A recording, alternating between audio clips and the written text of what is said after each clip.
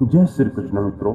कोई भी व्यक्ति किसी व्यवस्था में पल भर में कर्म किए बिना रह नहीं सकता। सभी अपनी प्रवृत्ति के अनुसार कर्म करते हैं। श्रीमद् भगवत गीता के दूसरे अध्याय में श्री कृष्ण ने अर्जुन को युद्ध करने के लिए प्रेरित किया, लेकिन अर्जुन के मन में फिर भी शंका थी।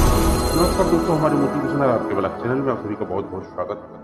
तो आज हम अध्याय 2 भगवान श्री कृष्ण क्या बताते हैं अर्जुन को, बहुत ही ज्ञानवर्धक विषय है। आप लोग बने रहे।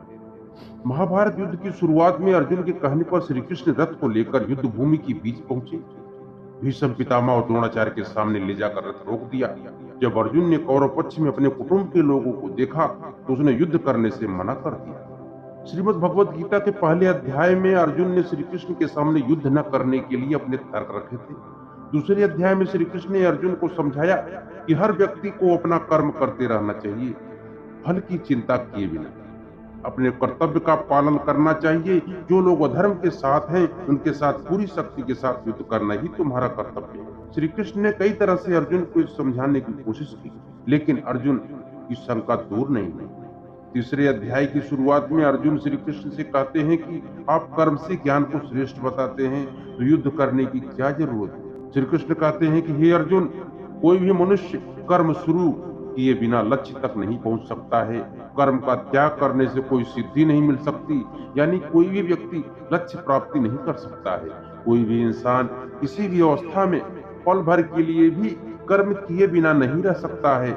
सभी लोग अपनी अपनी प्रवृत्ति के अनुसार कर्म जरूर करते हैं। जो व्यक्ति अपनी इंद्रियों पर, अपने भावों पर, अपने मोह पर नियंत्रण करके निष्काम भाव से यानी फल की चिंता किए बगैर कर्म करता है, वही श्रेष्ठ होता है। हे अर्जुन, तुम शस्त्र विधि से तय किए हुए कर्म करो। कर्म न करने से कर्म करना श्रेष्ठ होता है।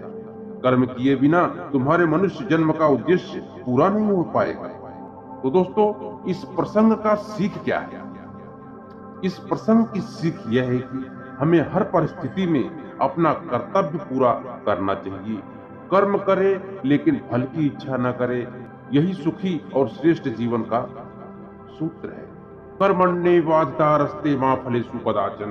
भगवान श्री कृष्ण जो कहते हैं, कोई भी कर्म करे परंतु उसमें फल की इच्छा न रखे। कर्म करना मनुष्य के वश में है, परंतु फल देना परमात्मा के हाथ में है। बहुत महत्वपूर्ण विषय है मित्रों। आप लोग ने अक्सर देखा होगा कि लोग फल की आसक्ति के अनुसार ही कर्म करते हैं। अगर फल का उनको जरा सा भी कोई चीज का डाउट लगता है कि कुछ नहीं होने वाला, कुछ नहीं मिलने वाला, कुछ नहीं पाने वाले, कर्म नहीं करता है। परंतु पहले से ही जब कुछ सोच के रखोगे तो अंततः कुछ नहीं मिलता। परमात्मा का एक कहने का तात्पर्य यही है कि तुम तो सिर्फ अपने कर्म करते रहो पूरी निष्ठा के साथ, और उस निष्ठा की फल की आपूर्ति अवश्य होगी। कब होगा, कैसे होगा, ये नियत समय पर होगा और वो परमात्मा के हिसाब से होगा। सब चीज अपने बस में नहीं होता मित्रों। श्वासों का आना जाना, शरीर का नियंत्रण में रहना, ना जीर्ण होना, शीर्ण होना, इसमें जरा आधी व्याधि, सब प्रकार के जो रोग शोक दोष है, इसको दोस्तों कोई रोक नहीं सकता। समय और परिवर्तन के अनुसार सब कुछ, ये समय की अवस्था के अनुसार सब पर लागू होता है। कोई भी जीव इससे अछूता नहीं रह सकता। ये प्रकृति है। प्रकृति के हिसाब से जो शरीर बना है, प्रकृति में लीन होता है, इससे अलग कोई नहीं रह सकता। जन्म लेना, बढ़ना, फिर एक दिन शरीर को छोड़कर चले जाना, ये शरीर मरण धर्मा है।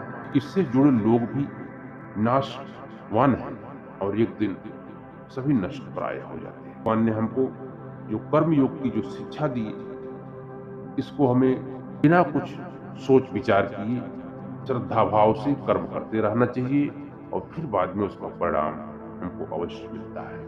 तो दोस्तों, आशा करता हूं कि ये वीडियो आपको अच्छा लगा होगा। यदि आपको अच्छा लगा हो दोस्तों तो एक लाइक करना, चैनल में यदि नए हैं चैनल को सब्सक्राइब करके बेल आइकन को जरूर प्रेस करना, ताकि ऐसे ही ज्ञानवर्धक प्रेरणादायी और पूरे सत्य के बारे में जानने को आपको मिलती रहे। तो मिलते हैं दोस्तों अगले वीडियो में। जय श्री कृष्ण।